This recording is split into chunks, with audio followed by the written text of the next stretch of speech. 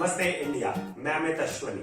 आज मैं बात करूंगा इंडिया और चाइना के रिलेशन पर। इंडिया और चाइनीज भाई भाई से India to China bye bye कैसे हुआ, आइए जानते हैं इस वीडियो में। इस वीडियो को मैंने 3 पॉइंटर्स में डिवाइड किया है। सबसे पहला, इंडिया और China war and border dispute. Second, what China wants from India. Third, conclusion. इस कहानी की शुरुआत होती है 1947 से, जब भारत अंग्रेजों से आजाद हुआ था और उसके 2 साल बाद यानी 1949 में चाइना में सिविल वॉर के बाद वहां पर जीतने वाली पार्टी जो कि कम्युनिस्ट पार्टी थी, वो वहां पर रूलिंग में आ गई।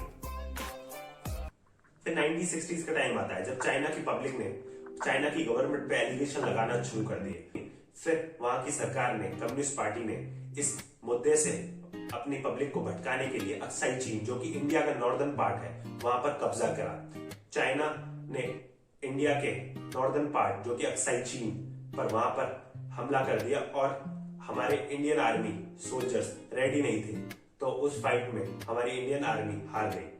तब इंडियन आर्मी के 1400 से ज्यादा जवान शहीद हुए और इंडिया और चाइना के बीच में ये सबसे पहली वॉर थी। उसके बाद इंडिया और चाइना के बीच में अभी तक कोई वॉर नहीं हुई, लेकिन बहुत सारे बॉर्डर डिस्प्यूट हुए।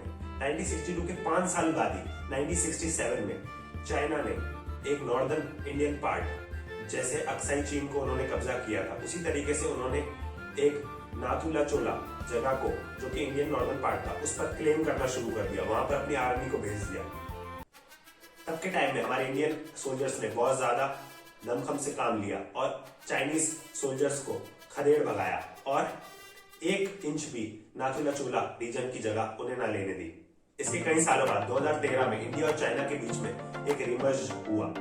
इसमें इंडिया और चाइना के बीच में बहुत बड़ी ट्रेड डील्स हुई। वापस से इंडिया के धीरे धीरे चाइना के साथ रिलेशन अच्छे होने लगे। चाइना ने भी 2018 में डोकलाम प्लेट्यू और भूटान एंड चाइना बॉर्डर्स पर कॉन्फ्लिक्ट करना दोबारा से शुरू कर दी और 2019 एंड आते आते चाइना ने पूरे वर्ल्ड को कोविड गिफ्ट कर दिया। इस सिचुएशन से इंडिया बड़ी मुश्किल से फेस ऑफ कर ही रहा था। तभी चाइना ने 2020 में गलवान वैली में अपने सैनिकों को भेजकर वहां उस जगह को अपनी क्लेम करना शुरू कर दिया। उस मुठभेड़ में इंडिया के 20 आर्मी सोल्जर शहीद हो गए।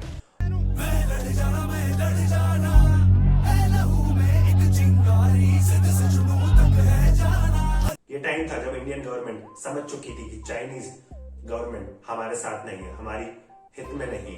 तब इंडियन गवर्नमेंट ने कई सारे इंपोर्ट्स पर रोक लगाना शुरू कर दी और 2021 में इंडिया ने चाइनीज पॉपुलर ऐप जैसे कि पबजी, टिकटॉक, शेयरिट ऐसे 118 ऐपों को बैन कर दिया।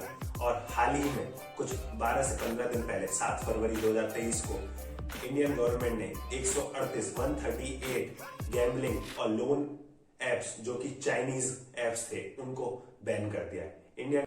इंडियन गवर्नमेंट अभी तक 250 चाइनीज एप्स को बैन कर चुकी है और कई सारे इंपोर्ट्स पर रोक लगा चुकी है। लेकिन अभी भी इंडिया और चाइना के बीच में इंपोर्ट एक्सपोर्ट 1/4 होता है, जो कि बहुत ज्यादा है। 2022 में इंडिया ने 1600 करोड़ का इंपोर्ट किया चाइना से और चाइना में 4000 करोड़ का एक्सपोर्ट किया। अब हम बात करेंगे चाइना इंडिया से आखिरकार चाहता क्या है। देखिए, चाइना चाहता है कि इंडिया को बॉर्डर डिस्प्यूट और माइनर वॉर्स में बिजी रखे। चाइना बिलीव करता है पाम और 5 फिंगर पॉलिसीज पर। चाइना मानता है कि पाम यानी तिब्बत उसका है और 5 फिंगर्स यानी नेपाल, भूटान, अरुणाचल प्रदेश, सिक्किम और लद्दाख, ये 5 स्टेट्स और जगह ये भी उन्हीं की है। अब हम बात करते हैं कंक्लूजन पर। चाइना वर्ल्ड की 2nd लार्जेस्ट इकोनॉमी है, जो कि $17 ट्रिलियन की है और इंडिया 5th लार्जेस्ट इकोनॉमी है, जो कि $3 ट्रिलियन की है। इंडिया धीरे धीरे ग्रो कर रही है, तो इंडिया को चाइना के कई सारी चीजों को सीखना चाहिए, जैसे कि इंडिया मैन्युफैक्चरिंग ऑफ चाइना के प्रोजेक्ट को अपनी स्कूल्स और कॉलेजेस में अप्लाई कर सकती है। और बात रही बॉर्डर डिस्प्यूट की और कॉन्फ्लिक्ट्स की, उनको तो हमारी इंडियन आर्मी और हमारे तीनों फोर्सेस अच्छी तरह संभाल ही रही है।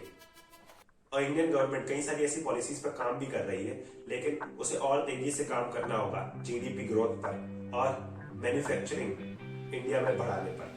और हमें अपने लेवल पर आपको और मुझे, हम सबको मिलकर चाइनीज प्रोडक्ट को ज्यादा से ज्यादा बॉयकॉट करना होगा। उन्हें कम से कम यूज करें, इंडियन प्रोडक्ट्स को प्रमोट करें, लोकल टू वोकल, आत्मनिर्भर भारत बनने की स्लोगन को सिर्फ स्लोगन ना रहने दें, इसे सच कर दिखाएं।